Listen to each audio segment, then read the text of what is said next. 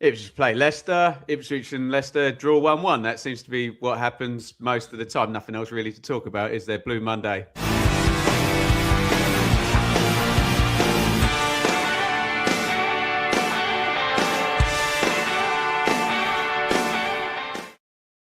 David Diamond, the away games have stopped after the debacle at Wrexham. If I can give you one away game in there, we did 3 straight clean sheets. Let's just deal with the week we've just had, the 3 home games. 7 points. So 10 points in 4 post Wrexham. That's all right, isn't it? It is, but it should be 12, shouldn't it? We all know it should be 12. We'll no doubt dwell on perhaps why it isn't 12 later on, but should have been 12. But no, I think 10 from those 12 after the Wrexham debacle. I think you'd probably take that, particularly as one was a win away at Watford. It was just, I think, on the back of a good win over Derby that previous weekend. So I'm sure we would all take 10 from 12, but should have been maximum, really, shouldn't it? Give me some advice, Joe. I like to look at long-term patterns, but there's 10 to go now. So do we just look at each round in isolation as did you or did you not gain or lose points against your rivals now? What do I do? It's difficult, isn't it? But we just got to keep doing what we're doing. If we pick up 10 points from the next 4 games, like we did the last 4, we'll be in a good position come the end of it. Ultimately, if we push ourselves into that sort of high 80s point range, which I think is what we're tracking for, that 87, 88 points, if we get there and it's not enough, then fair play to, well, Coventry look like they're sort of gone, and fair play to presumably Middlesbrough, who would stay ahead of us. So it's just one of those things, isn't it? But I'd say it's frustrating. Like 10 from 4 is great, but when you've got 9 from 9, and then it's just 1 from the last one, it always feels worse, doesn't it? You're not, you can't look back at the whole period because the 3 wins have gone, and then it's just that one there. Yeah, 100%. So Dave, we sit here, 11 to play. I'm sure this is going to come up later. Southampton have won in the FA Cup. So, I mean, should we go straight to that? Maybe I'll flip to Joe because I bet it'll be across this, Dave. What's the situation now with potential another postponement, which would be like the 4th of the season?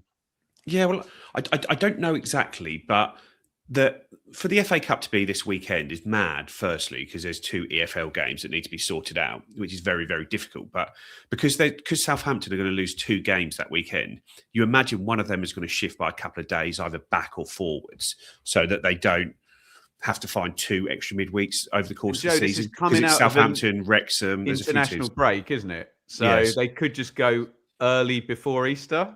Yeah, you could maybe bring that game forward to the Thursday potentially, and then have the FA Cup tie on the Monday, or probably more likely you have the FA Cup tie on the Friday night, and then you can still play the Monday league game, or the Monday league game might move to the Tuesday. But I just can't see a way that you can pull out two further fixtures and fit them in anyone's schedule, knowing also that if they win their next tie, they're going to lose another fixture. They're just going to run out of room effectively if they're doing it that way. So hopefully the change is by a couple of days. I think there was talk, and I think it was probably half agreed that had Norwich beat Leeds later, then they're due to play Portsmouth on Good Friday. We're due to play Southampton. We could have fitted the Portsmouth game in on Good Friday, but obviously when you want Norwich to win, they never win. Dave, I quit. If there's a 4-game week, I'm not doing it. That's mate, it's congested, isn't it, Ben? It really is. And Dave, how many is that? So Blackburn for the rain, Pompey for the snow, was it? Twice, the ice, and then the rain. Ice and rain, yeah. So it's four postponements. Couldn't make it. You just couldn't. Have essentially not been anything to do with us. Couldn't make it up. You really couldn't make it up. And as Joe said, there was a possibility. It was the whole game as well that went because of the FA Cup 4th round. Yeah, the whole game. And it was I suppose it was an outside chance whether Norwich was going to beat Leeds. But again, I dipped in and out of that one, and they were just absolutely outclassed, really, by Leeds, pretty much Leeds reserves, to be fair. So, that would have opened up another window, but obviously not. So there's going to be some serious pile-up to come towards the end of the season. Not great. Really not great. Certainly going to test the squad. They've got to be pragmatic about it, the EFL now. I know they want to honour international breaks, and then I'm sure they'll if Joe's suggestion is correct, then are we going to have people crying about, oh, so-and-so was on international duty and he didn't finish until this day and, all of that stuff. But surely that beats going, what did Rotherham do in COVID? I think it was Friday, Monday, Thursday, Sunday, I think they did. I think really between each one. I think it's something like, someone fact check me on that in the comments, but that sucks if you end up. No different what we did back in the early 80s with a squad of 14, for God's sake. We play 5 or 6 games in a week. I think the only difference on this one, though, is that Southampton will be playing the game as well. So the problem you do have on these rearranged games is when you only have 2 days to prepare for your weekend game and the team you're playing has a week running into it. That's where it really hurts you. But hopefully it will mean that the teams we're playing, we're on a similar schedule to them, so we don't end up sort of disadvantaged in that way. Well, Joe, even this midweek, I was talking to Coventry fans earlier in the week, and they were like, "Oh, I tell you what, Ben, dream scenario here is Port Vale beat Bristol City, beat them up a little bit. They're a bit knackered. Then we can still play them in the weekend, and we'll beat them." And then that's exactly what happened, Joe. So you're totally right about one team going midweek and the other not at this point of the season. It feels like more than a marginal gain, doesn't it? Yeah. Not for us. Other way around. Obviously, I've done a very successful job of putting off Ipswich 1, Leicester 1, which is what we are actually here to talk about. Welcome to Blue Monday, an Ipswich Town podcast. Get down there in the comments. Hopefully, I will just say, if you haven't calmed down since 5 o'clock yesterday, take another day and just type your comment tomorrow. And we'll try and do a nice balanced review of a very emotional end to the game here. I don't know. It feels like we've had a bit of a rivalry with Leicester, Dave, doesn't it? Obviously, in the 23-24, they thought we were a bit lucky, didn't they? We had a couple of late goals, one double deflected. I remember Kiernan Dewsbury Hall very angry tweets from Kiernan about a penalty. Yeah. And we had the Calvin Effin Phillips red card. Obviously, bloody Fatawi scored from the halfway line. These two teams have been linked for the last 3 years, haven't they? Yeah, and unfortunately, I think we haven't beaten them since, did I read 2013 or something back? I mean, obviously, they were... That pre-Nugent? Yeah, probably Premier League champions and whatever just 10 years ago. But there's always been something going on, and particularly what does linger in the recent memory is that game last season with the nailed on penalty on Chaplin and obviously the unfortunate Calvin Effin Phillips sending off immediately after. Yeah, there's always seems to be some controversy, Ben, particularly in the home games anyway. Any controversy coming up in this one, Joe? I think there might have been some.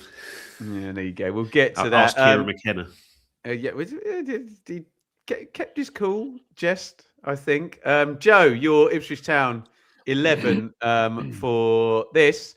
Walton in goal, Furlong, Davis, Kipray, O'Shea, Matasiwa, Neal, Burns, Nunes, Mehmeti, and Azon. Are we riding it out? Yes, it's the same team as the Swansea games. We obviously made the midweek change for the whole game, but we went back to, I think, probably what most people agree is our sort of strongest team at the moment. Yeah.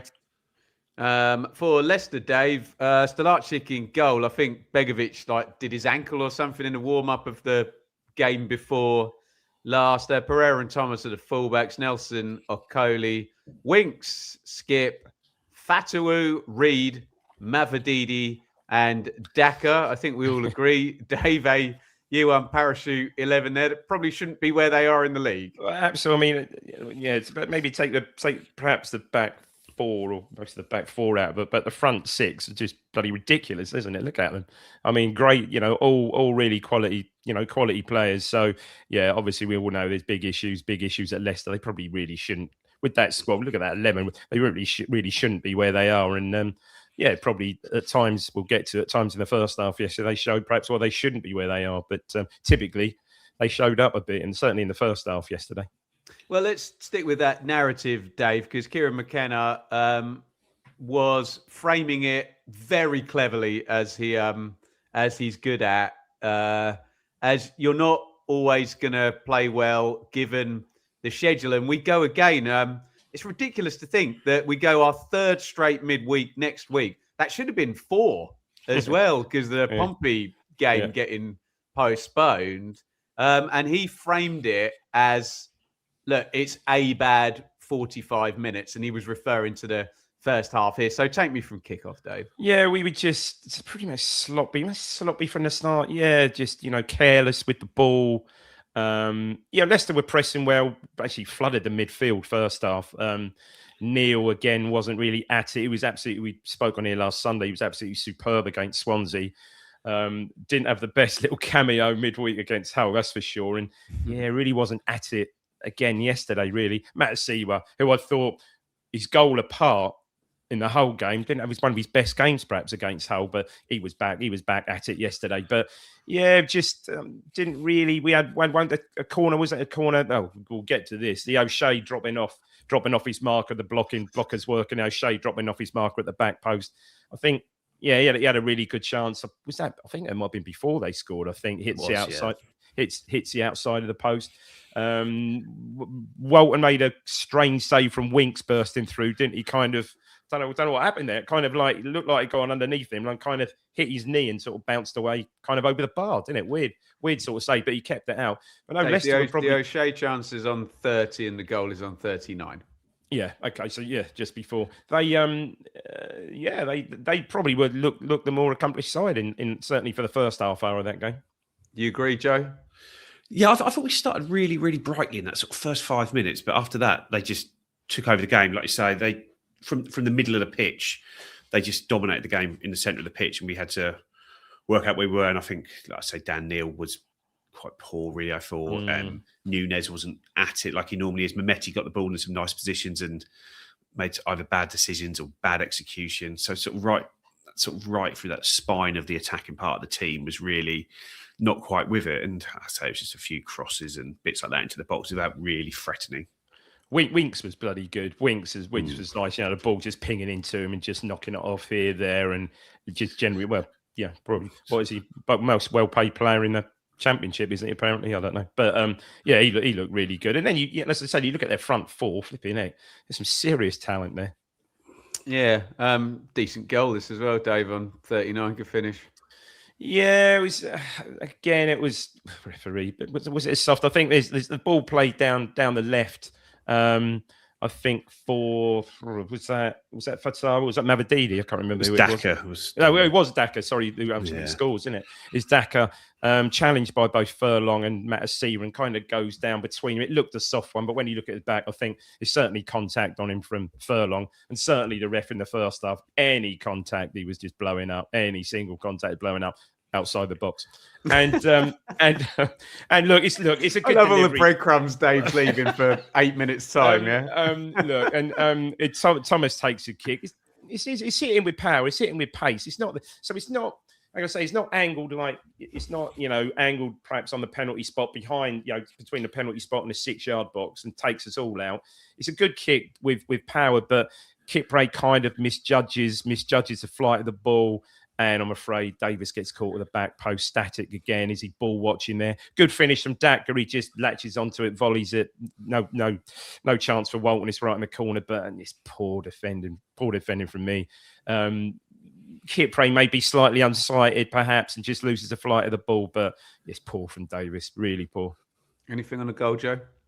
No, I think the free kick is sort of where it comes from. Is, let's say, Furlong, he does push his sort of arm into his back very gently, but it's similar to the Watford one where it's just a silly foul. There's no need to give the referee, especially with the way he was refereeing the game outside the penalty area at that time. He was going to give it, and Daka was going nowhere. But the situation was totally under control between Matasiva and Furlong, and it was just like clever play from them, stupid play from us. It was just a poor decision to make that needlessly physical. And yes, like I say, the ball travels a long way for a lot of players, doesn't it? And it's a very, very neat finish when he gets there.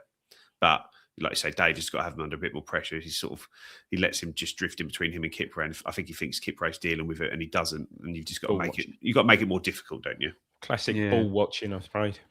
Joe, so obviously we faced good old Gary against Oxford, and they kind of did a number on us. So first half stats feels very Gary Rout against Ipswich. We have 61% possession, only one shot on target. They have 39% possession, but 3 shots on target for 0.14 XG and a goal and a 1-0 lead. So I suppose they're going in at half time, Joe, going, okay, this is working really, really nicely. Keep our first clean sheet in 30 games. And there's 3 points from it. I suppose if you invert that scenario, at least we'll have been going in at half time saying, oh, that wasn't great. We got plenty of headroom in the second half to get back in this, right? Yeah, and I think it was that effectively. We hadn't played particularly well, but we limited them to next to nothing. Obviously, sadly, that had resulted in a goal, but we hadn't really clicked in an attacking sense, and it was just a frustration that one of our sort of half chances don't quite fall. Mehmeti has a decent one just before the break where he gets in on that sort of left-hand side and cuts in, but his shot is easy to deal with. There was sort of the first penalty shot of the day where Leif Davis looks like he sort of takes the ball, lifts it over his man, and it's not one I've seen back. I don't think it made it onto the highlights. No, I didn't. No, but he does look like he sort of catches him on the ankle, but it's the wrong end of the ground for me. So yeah, I can see it properly. Anything else to add on the first half, Dave? No, not really. Just disappointing, really. Just really not at it. But yeah, that certainly did change after half time. Yeah, go on then, Dave. Carry on. Yeah, no, really started. Really happy with the second half, didn't he? Yeah, really start the second half on the front foot. You know how we should have started the first half. Really, absolutely at it. Pin them back. I think Clark came on at 60 for Neil, who wasn't great again. He started to land on the ball. Yeah, just generally much better. So what did Nunes go into centre mid? Yeah. Nunes just dropped back. And yeah, just absolutely much better. You know, getting ball, getting to the line, cross his back. If I was critical again, I suppose uber critical. Our final ball in certain circumstances, certain situations weren't great. What were good though was the corners. I mean, how many corners did we have where O'Shea got isolated himself at the back post? It must have been like 5. But you know, a few times he was heading them back into good areas, but we just couldn't get the final touch. More of that later on, perhaps. But no, it looked absolutely much sharper at it. I've got to say, who did, I thought, have a good first half, should have mentioned it. Burns was sort of back really sharp again yesterday, I thought, first half. Faded a bit, perhaps towards the end of the first half, was actually, you know, taking Thomas on, getting to the line, getting some good balls in. But no, and second half, much more positive. And you did get the feeling it was only a matter of time, you know, when we were going to score, really. What's your take, Joe? Yeah, and it was, I guess, like I say, the frustration, the final ball, we got into really, really nice situations where we'd worked these in and they're sort of passing the ball into the box, but they seem to just not pick anyone out any times. And Leicester were sort of defending very, very well, getting a lot of bodies back there. I thought Nelson and Okoli were really sort of strong in the back four, getting themselves in front of shots, getting themselves in front of crosses, and did that well. But yeah, for the situations we were in, when you've got like Azon got to the byline, I think Mehmeti gets there, Davis gets there, and none of them really were able to pick out a decent pass. And I don't know whether that's because of poor movement in the box or whether they just missed the pass. But I think this is probably where, if you had a sort of top number 9 in this league, you think some of those balls going across there might be the difference there. You want to take the goal? Who took the first goal? It's Dave, wasn't it? Or was it Joe? Yeah, Dave's. So Jack Clark picks the ball up on the left, and as he did a few times, sort of drifts in, and rather than keep going, he actually just flicks a little cross in to the back post, which I think is it Azon sort of goes for at this point, and it drops back. So it gets cleared away, and sort of Furlong's flying in, does really well to sort of keep it alive, and nods it back down to Mehmeti, who it's a brilliant block from Okoli. It's a certain goal and he gets there, but the ball falls to Egley, who's come on at this point, and he just sort of on the turn, sort of first time really arrows it into that bottom corner. The keeper does get a sort of strong foot on it, but it's a really, really good finish from Egley. And I think it's like 79 minutes, isn't there? And it feels like the game is very, very much there to be won at this stage. It reminds you of Amari Hutchinson, that finish, Joe. Against West Brom, exactly the same. Yeah. I think it was one against West Brom, wasn't it? Rotherham as well. Rotherham as well, I think, yeah. Because he was, but up till then, he'd had a few touches, Egerly, and he just, again, he was looking like that little boy lost again, wasn't he? But tell you what, he scores the goal. All of a sudden, he's confident and he's showing the defender, he's dropping his shoulder and actually taking the defender to the line. Did that more than once. Just shows what absolute, just sums up how young he is still, but just shows what confidence it gave him. He was absolutely, superb for the last, 10, 12 minutes he was on, because he really struggled beforehand. So, Dave, talk to me then about 76 through to stoppage time. By the way, second half stats, Dave, 68% on the possession.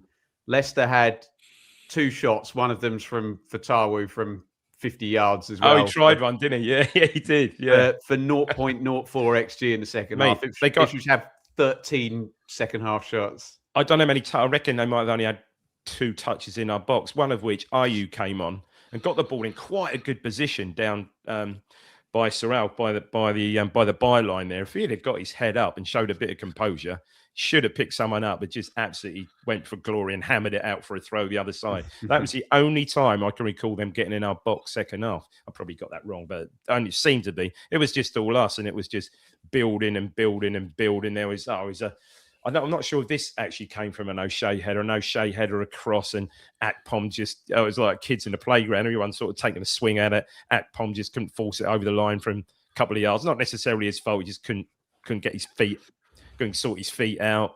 That got cleared. I think Akpom had another chance, 6 yards. Again, didn't do a lot wrong, got good contact on it. That got blocked. And then, 94 plus 1. 94 plus 1. I think it's Matasiwa sort of keeps the ball alive, heads it wide to O'Shea. He was obviously up for a previous corner. What swings in a great cross. I'll let Joe take it from here. And then Kipre and Hamza Chowdhury have a footballing incident and come together, and it's no foul. Nobody saw it. Well, how do you know? How do you know, Joe? Because nobody saw it, did they? No. It was very difficult to see when you are looking straight at stuff. It's very, very difficult to see someone put their leg down and throw someone on the floor. That was the approach for this, are we, Joseph? To be fair, I suppose we're a bit remiss. We haven't mentioned the other penalty shouts prior to that. There was a couple on Azon, and there's one on Mehmeti, wasn't there? Yeah, and one on Mehmeti. If I am, again, uber critical on Azon, he does go down easily, and I think refs have perhaps got his number. I think there was perhaps more of a shout on one on Mehmeti, wasn't it, Joe? More than Azon, he has the ball and he turns, and Winks comes in and just effectively just sort of clears tries to ease him off, but clears him out. Yeah, so that's a foul. Sort of, if you watch that back, it's a foul. And this, but like I said, this one's ridiculous because Chowdhury, it's similar to the Furlong one at Watford, where you're trying to playing fullback, is he? He's playing right back here. Yeah. So you're trying to make the foul before the cross comes in, but he does it too late, and he just, like I say, Kipre's in front of him, and he just sort of like puts his leg across him and throws him to the ground. Yeah, he hooks him. I'll say it's a brilliant ball in from O'Shea. You sort of see, he's going to put that in. You think, oh Christ, O'Shea, but it's a hell of a cross. And Kipre is running absolutely onto it square, and he doesn't get there, unfortunately. So we've got to be very careful here because we can't broadcast questioning any professional person's integrity. So what has happened here, Dave, and we can say what we've been told is that McKenna was told by the referee that he didn't see it. So if we assume that is true, that a foul has either been made or not been made, and the referee hasn't seen it, so the referee doesn't have a view on whether it's a foul or not, and it's not a foul because it hasn't been seen as what we've been told. Yeah? Apparently so. I mean, looking back, video evidence would point otherwise to that. If you look back on the sort of like a still of the goal, the ref is pretty much, 10 yards away, but there's an unobstructed view. He's got an unobstructed view. So, it's strange. And the whole narrative of it all, it was the last kick of the game. Would have virtually been the last kick of the game. Literally, the ball is cleared, whistle blows. The whole narrative of it. You can tell by the players' reaction. Kipre is obviously enraged. I think Hurst immediately goes to the ref. Chowdhury. And Chowdhury's just guilty, and he's like, honestly, he's guilty as sin. Tempers were a bit frayed at the end. So much so that I haven't seen that for a while at Portman Road. the ref has to have a ring of steel around him to be escorted away from the pitch. And within that, I think Martin Pert, gets a yellow. McKenna you don't want to pick a fight with Martin Pert. No, you don't. Isn't he? McKenna gets a yellow, which I think are right in saying is his very first time he's ever got one. Certainly Kipre picks up a yellow. I don't know if Hurst did as well. Oh, he's all kicking off. Looked, yeah, again, it's down the other end from me, but you see stills from behind the goal. You see videos of it from behind the goal. Saw the highlights, and it just looks as nailed on as it could be, but didn't go away. Yeah, I guess the difference is when there's a difference between I didn't see the incident and I didn't see the foul, isn't there? So if he's looking at it, so he's seen the coming together, but he obviously didn't see it as a foul. But I think it's just incredibly frustrating because it's the same referee that was at the Preston game that bottled making the big decision where Jack Clark was taken out there. What was the incident? I can't remember. The penalty, we got a really late penalty against Derby, didn't we? What was that? That was an actual tackle, though, wasn't it? Rather than sort of Jack Taylor just gets the ball away from the man, and two of them sort of came across. That's and it. Yeah, that's it. But Jack Clark gets a penalty against Preston where he is fouled, and then a bit later and they don't give the second. He's totally wiped out, and that's like 30 seconds left of the game, and it's certainly not a question of the referee's integrity because I just don't believe that stuff happens. It's just it's not even worth considering that. It's just competence and ability to make a big decision under pressure, and he hasn't made the right decision. And I'd say it just felt like the way he was refereeing the game outside of the area where it was so soft, so stop-start every time there's a bit of contact. And this isn't for Ipswich, for Leicester. This was just take a bit of contact, throw yourself on the floor, and it's a free kick every time, evidenced by the free kick for their goal. So. And it's just, but in the penalty box, there's 4 incidents where, like, I didn't think the Azon one was a penalty myself. No. The Leif Davis one I've said was the other end, and I haven't seen it back. Yeah. But I thought the Mehmeti one, Winks just comes across him and fouls him, and I think this one is a foul. So you've got 4 incidents which any of them outside of the box would have been a free kick, but none of them in the box were given, and I don't know, it's just incredibly frustrating that. I know it's the same referee as the last time. Has potentially cost us 4 points at Portman Road, and those 4 points are huge. Even if you just say one of them, even if one of the penalties missed and one is scored, it is 2 points. That's the difference for us today, being 3 points behind Middlesbrough with a game in hand, to now being 5 points behind Middlesbrough with a game in hand. That's the difference between us being ahead of Millwall and being behind Millwall. So it's really, really frustrating. But I say I don't think you'd want VAR looking at these. I'd say you watch some games with VAR in, and I'd rather just have the absolute outrage of the jeopardy, of the awful decision, and know that that's the awful decision and just walk away from it, because it didn't help us when we played Leicester last year, did it? So, Dave, I was going to ask about the kind of broader question about, when we did the Brentford game last year, about just how ridiculous things have got with wrestling and whatnot in the penalty box. But from what Joe's saying, this is not a case of referees struggling with 4 players essentially all fouling each other every set of play. This is some weird, lots of control, overly finicky outside of the box, but then a little bit, what's that? It's so hard to pick your words when you're literally broadcasting this. A little bit of leeway, more cautious, more cautious, perhaps a little bit of leeway given the Dave, defensive. You can't do both, because as Joe says, you're essentially refereeing the same tackles and fouls just on different places of the pitch, incredibly differently, aren't you? From memory yesterday, I think maybe outside the box second half maybe did let a little bit more go. First half, it was blowing for everything. Horrible. Absolutely every bit of contact he was blowing. Maybe second half outside the box, he wasn't quite so fussy, but it looked fairly clear and obvious, and every view you see of it just looks sort of worse than the last time, and you can normally tell. Look at Chowdhury's, look at his face. Look at Chowdhury's face. He's just guilty. He's been got away with one, hasn't he? But there you go, Dave. Just to try and address any accusations we'll get of us three just crying and moaning. Yes, of course, if it's the last kick of the game, the context is key. Yeah. What accountability do the side have for not having leveraged the possession and the chances in the second. I know you can still say, oh, well, you could have had a free shot, a 0.77 XG shot from goal with no time left to play. I get that. But on top of that, it's not either or for anyone that wants to have a go at me for asking the question. But what accountability can the side take for not being in front anyway? No, you're right. I think for the play we had, and I didn't actually know, I usually note down what the XG was, but I know it's fairly dominant. Again, I'm sure we didn't, Joe would probably say, I don't think we missed many glaring chances as such. They defended their box well second half. They put bodies in there, got blocks in.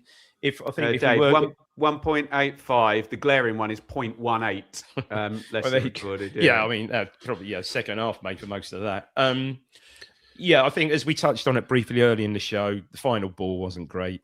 Just not decisive enough, perhaps. And I think Joe said we were just perhaps putting that final ball into areas rather than just picking someone out. However, mention about the 9 again, and a predatory number 9 goal scorer would be available, would be showing himself in that 6-yard box, perhaps. But didn't. I guess you've got like Joe? Well, yeah, like Chuba Akpom comes on and has 2 decent opportunities. He's a little bit more of a sniffer in the box, isn't he? Than I think. Yeah, I think so. And Azon are, and like I say, we did enough to win the game. We didn't get the win. It's on another day, you probably win that game 9 times out of 10. Yeah. Unfortunately, yesterday was a day where it's a 1 time out of 10 you didn't win it, and you get a point. It's sort of frustrating because that was a big opportunity to keep up a very, very good run. But we now just have to start another run of 3-4 wins on the bounce, don't we? So we have to start that again Tuesday because we're running out of time. Don't worry, guys. That is not the end of the Leicester chat, because we will go to the question segment. And just from our point of view, obviously, you've got to understand we can't put questions up of an accusatory nature. So if you want to manipulate your questions in a certain way, and we can get them to Dave and Joe after, first after this word from our sponsors at Atwells, and then the Championship review. Blue Monday is brought to you in partnership with Atwell Solicitors, your ideal legal partner for property and business law. Whether you're buying a home, starting a business, or just need legal guidance, our dedicated team has got you covered. Trust our award-winning customer service team to handle your legal matters with care and expertise. Find out more at atwells.com or visit us at our offices in Ipswich, Colchester, London, and our new location in Woodbridge. Lovely stuff. So again, we go into a 3-game week, midweek round. Use whatever language you are comfortable with to describe that configuration of fixtures. Stoke away on Tuesday. We're going to have Dave and Rich doing a live reaction if you want to over on the Benjamin Bloom football channel. My overlords will allow me to do a watch along on that one, so you can spend the whole evening with us on Tuesday night. Beyond the scoreline will then drop be a data analysis of Leicester and Stoke. That'll be on Wednesday. On Thursday it will be pre-match with Richard and Seb. Friday Henry and George will do the weekend preview, and going to be back with the great David Diamond and Joe Fairs on Sunday night, talking about, we got the weekend, Sheffield Wednesday. Cashing in the Sheffield Wednesday voucher. Yep. Yeah. I don't know why the I'm supposed to be logical, but the football fan in me just worries immediately. But I really shouldn't do. In the Championship in round 36, Oxford go back to back. They win 3-1 at Preston to shake things up down at the bottom. Blackburn 1, Pompey 1, keeps them kind of both away from Leicester, obviously. And we'll get into this conversation about Ipswich.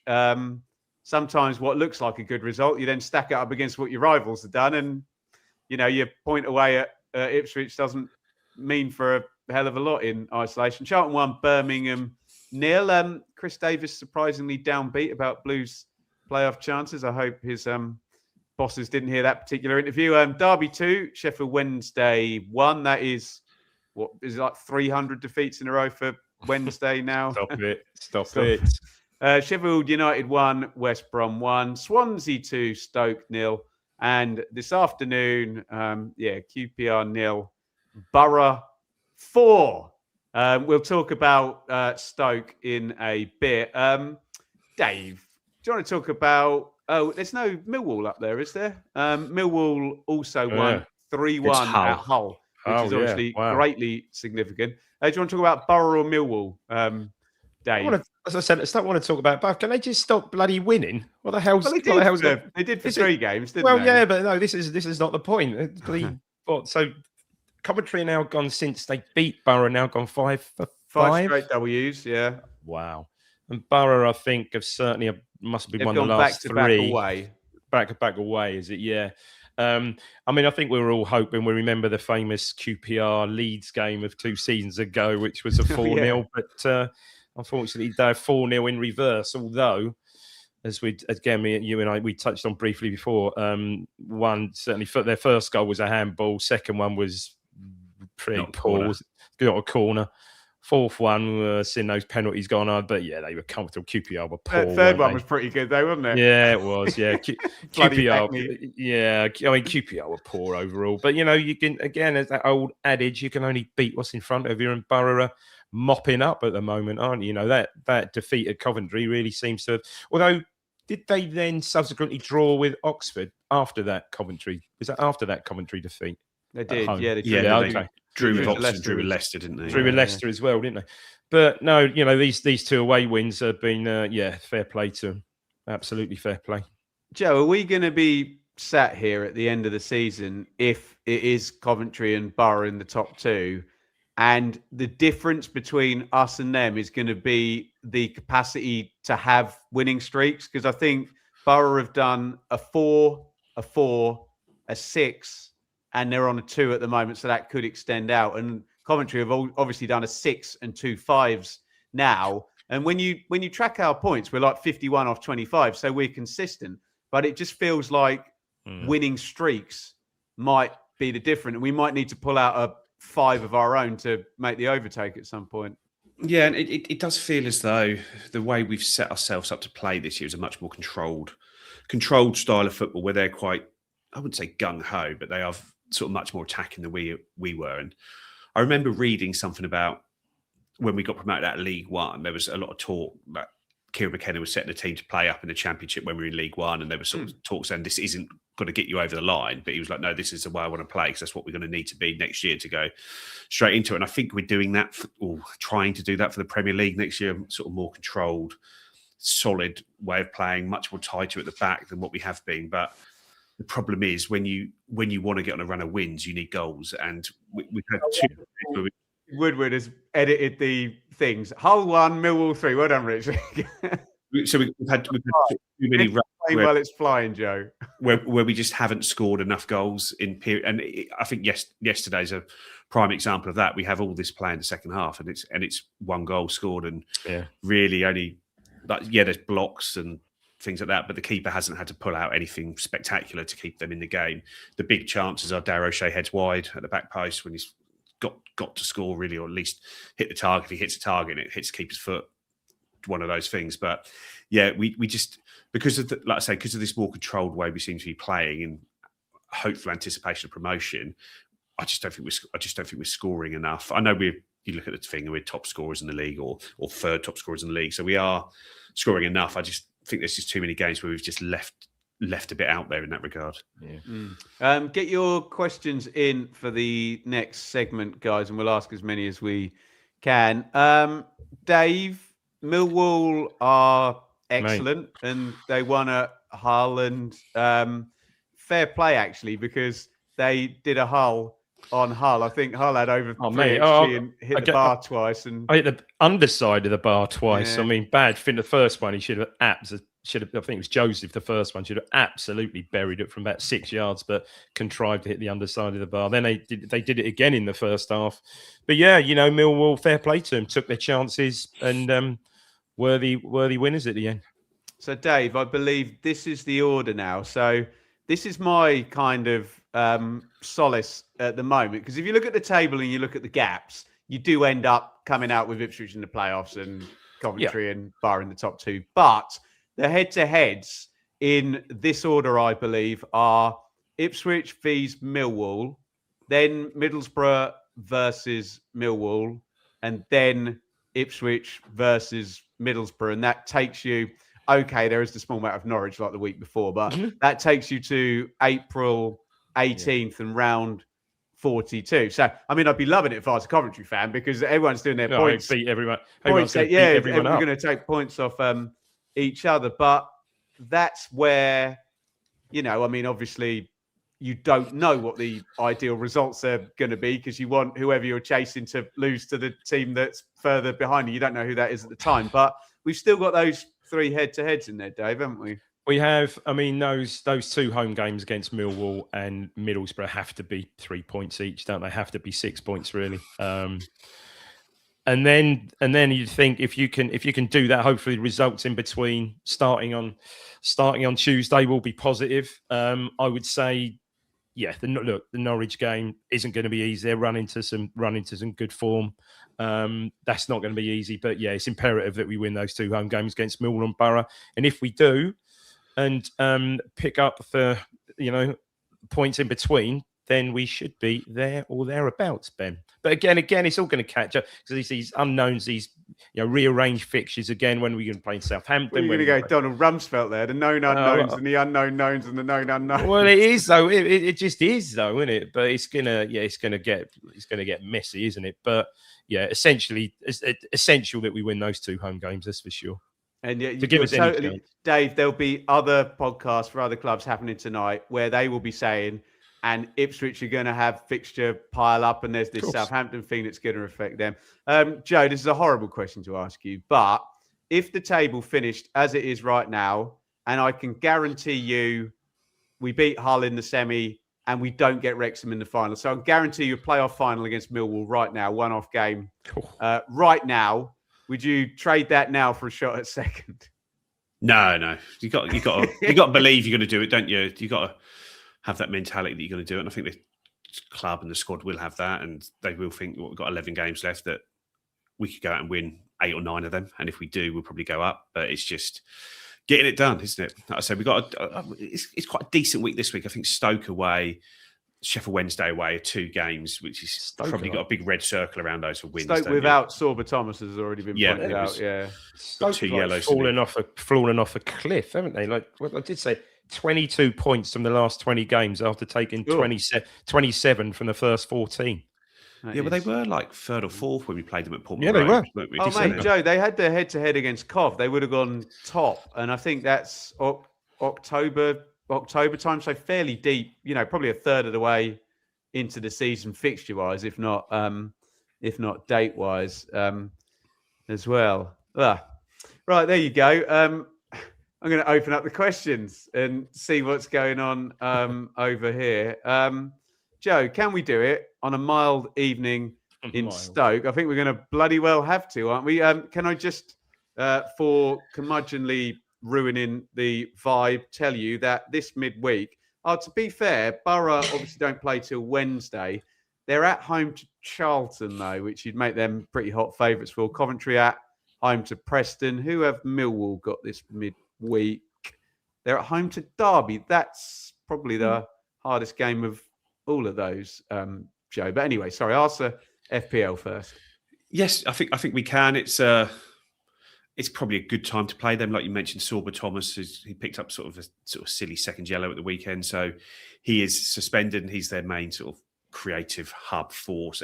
Everything went through him at Portman Road, it seems to, in every game. He takes all their set pieces. So it's a very, very good time to play them. I think you're probably not going to get a better time to play them this season without him there, and with the sort of form they're in, just sort of marooned in mid-table, very on the beach, aren't they, as a team now? So, yeah, it's not a game that's holding any fear going into it, is there? No.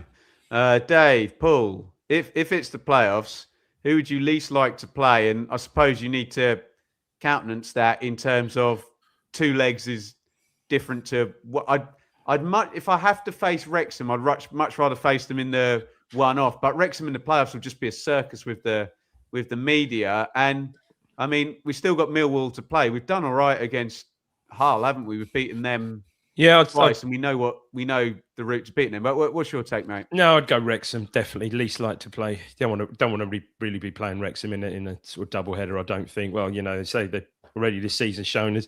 Came ground out a 0-0 at our place and turned us over royally at certainly in the league at their place also. So yeah, Hull would be nice, but I can see Hull now slipping out of it, can't you? Perhaps. Yeah, certainly Wrexham would be the least, and then no, I can't, Dave. They've got a 6 point. Is there a buffer 6 point?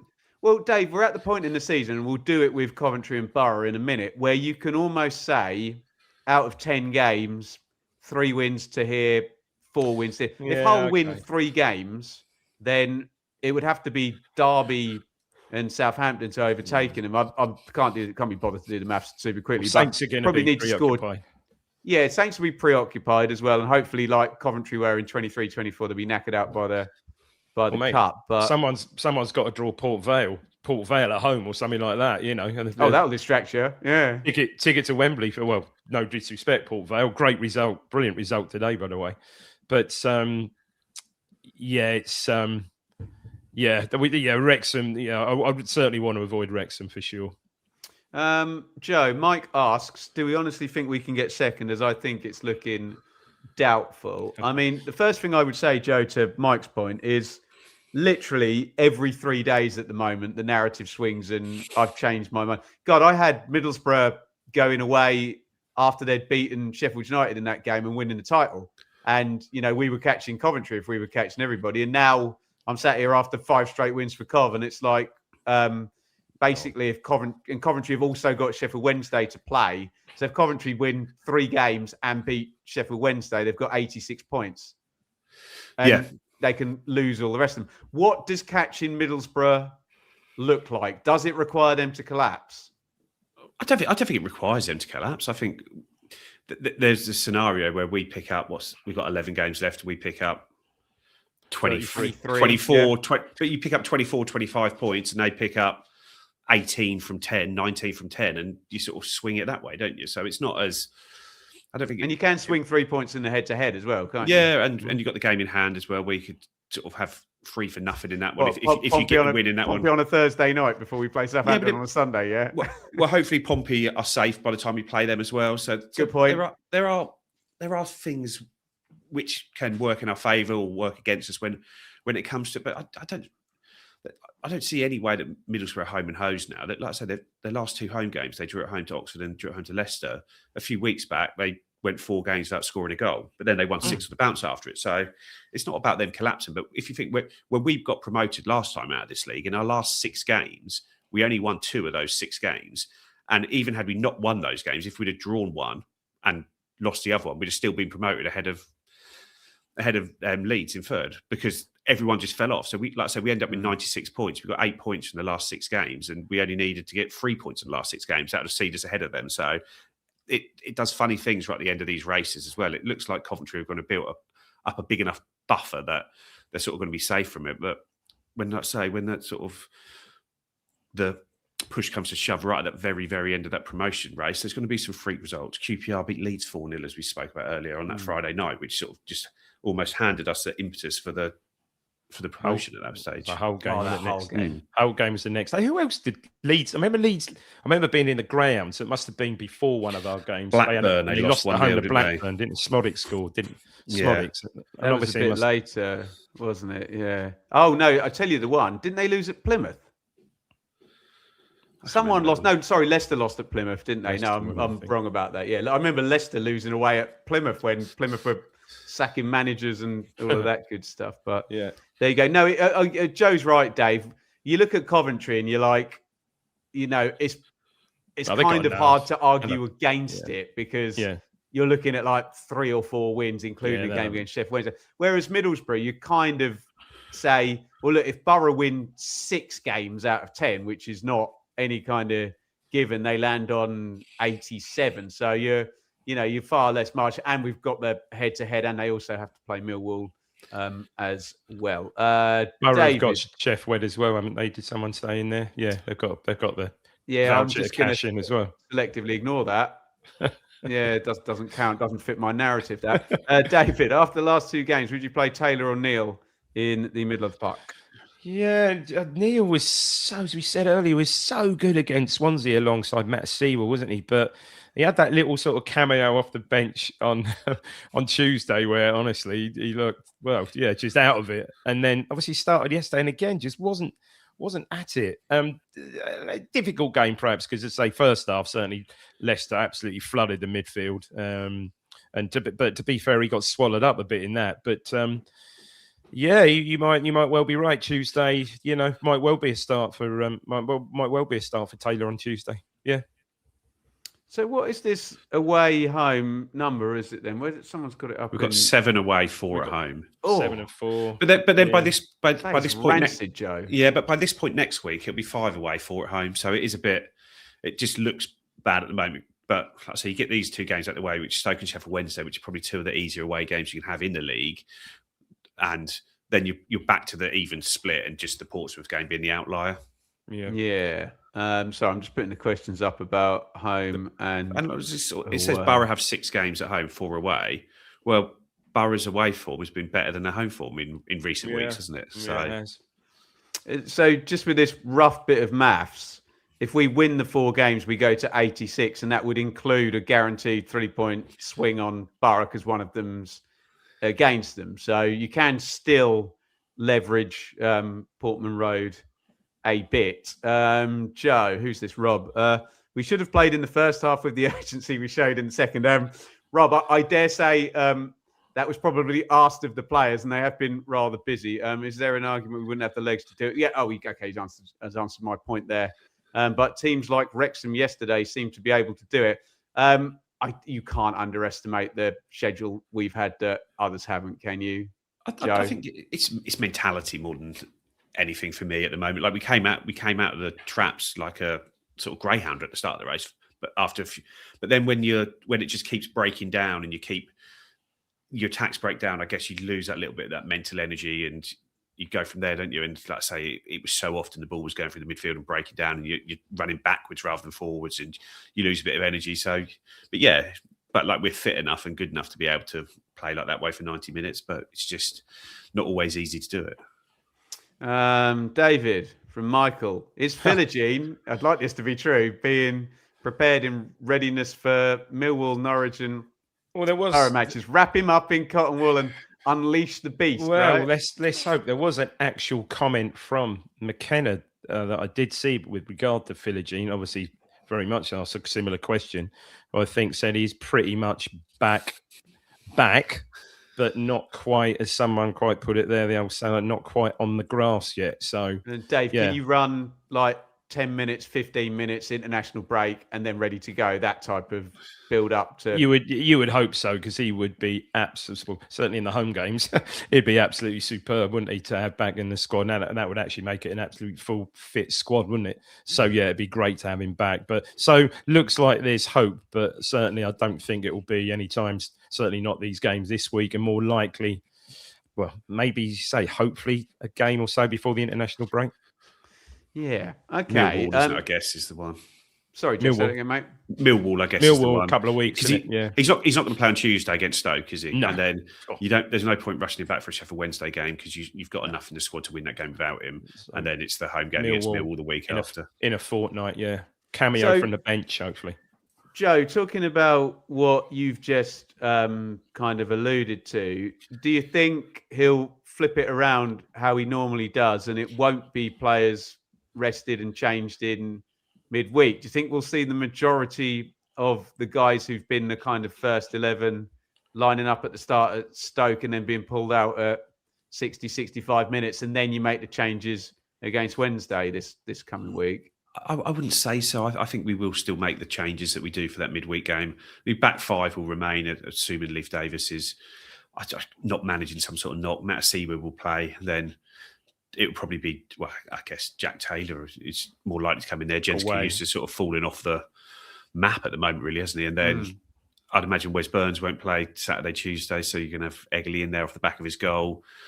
One of Nunes, Mehmeti, Jack Clark will come in and start, and Nunes and Mehmeti will be the other one, and you probably have George Hurst up front. So you make the similar changes to the previous midweek. Yeah. Oh, I don't like what I'm about to say, Dave, but Stoke aren't anywhere near as good as they were earlier in the season. I mean, Joe liked Divine Mubama. He got hurt. Vic Johansson's a really good keeper. He's injured and They they've got got a kid in horrendous. goal.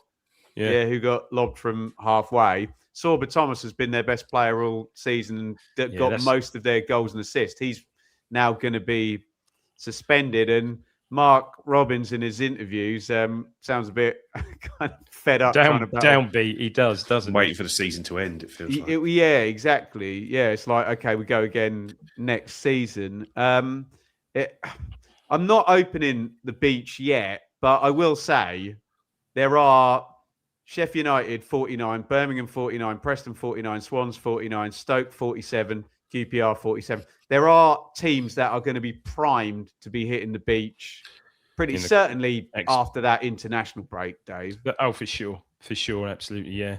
I think it's a great time. Obviously, a great time to play them. Lost 2-0. We didn't notice that one. 2-0 at Swansea yesterday, was it? Yeah. Seemingly ravaged by injuries. Form has dropped off a cliff. Good time to go and play them. I think we'd all take a scruffy 1-0 George Hurst off his chest goal now, wouldn't we? And off to Sheffield on Saturday. No, it's not going to be easy. We know we pretty know what it's going to be like.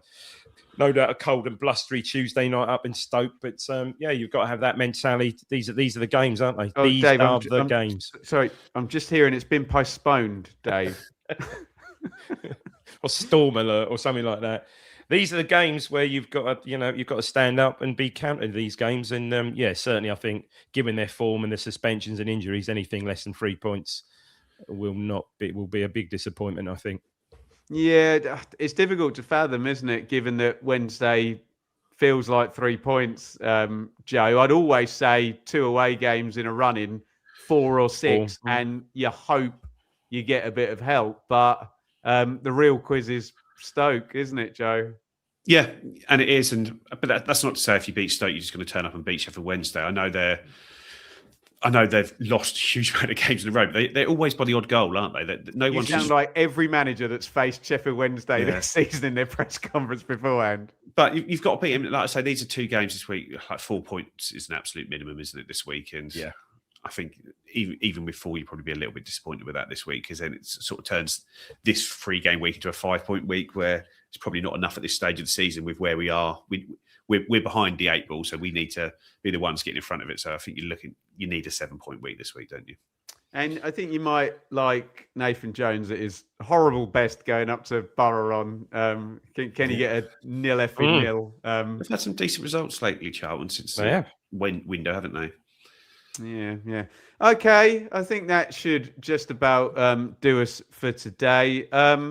Big picture feeling, Dave. It's so strange, isn't it? Because I know a lot's happened in the last 5 years, but we would have killed in early iterations of the podcast. I mean, we literally wouldn't have killed. We would have been very pleased to be in 4th place 11 games from the end of the season. But I realise we're a year 1 parachute team now, and we have been in the Premier League. It's a bit of a confusing one, isn't it? As we go into everyone else is going into the last 10. We don't know when the hell we're going to play our games. But how are you feeling generally, Dave, to round out? Well, it is, again, the old cliche. It is still in our hands. It is still in our hands, just. But I think, it's really got to be 6 points these next 2 games. 6 points takes you into the Millwall game. Massive game. And then again, as McKenna will say, we take every game as it comes, and you do, and I hope this squad, hopefully they'll stand up to a man and show where perhaps we've said in certain games, certain situations they haven't had that sort of mental strength in certain games this season. I think we've shown a little bit more of that lately, so hopefully we'll show that at Stoke and Chef Wednesday and bring on Millwall. Bring on 6 points and bring on Millwall, Joe. Yeah, we just got to make sure we keep ourselves within 1 game of Middlesbrough, don't we? If we can keep ourselves within 1 game at the head-to-head, I think that's as good a chance we're going to get, and then it's in our hands to beat them at that stage. So I think it's what we got to do, and if we can get the 6 points this week, then that's all you can do, and I think that's what we need to do, and that's hopefully what we will do. I love that. Yeah, let's just get to Middlesbrough within one game. The week before is Norwich away, which is just a bloody circus as well. Isn't it? We'll cross that bridge, and there'll probably be a rearranged game in that midweek as well, because that's about one of the only ones there are. Surely it will be. Oh, you've ruined it, Joe. But then they talk about moving the Middlesbrough game to the Friday. And if we play Norwich on the Sunday, you can't do that, can you? No, I don't know. There's going to be some fun meetings with the EFL fixture planners. Anyway, we've bimbled our way through that. Hopefully, we're going to bimble our way through a nice, at least 4 and hopefully 6 point remainder of the week. So when we reconvene, we are going to be nice and happy for the next flagship show on Sunday. Thank you, Joe. Thank you, Dave. Thank you, everybody, for watching. It has been Ipswich 1, Leicester 1, and we will see you in the midweek on a cold, wet, windy night at Stoke.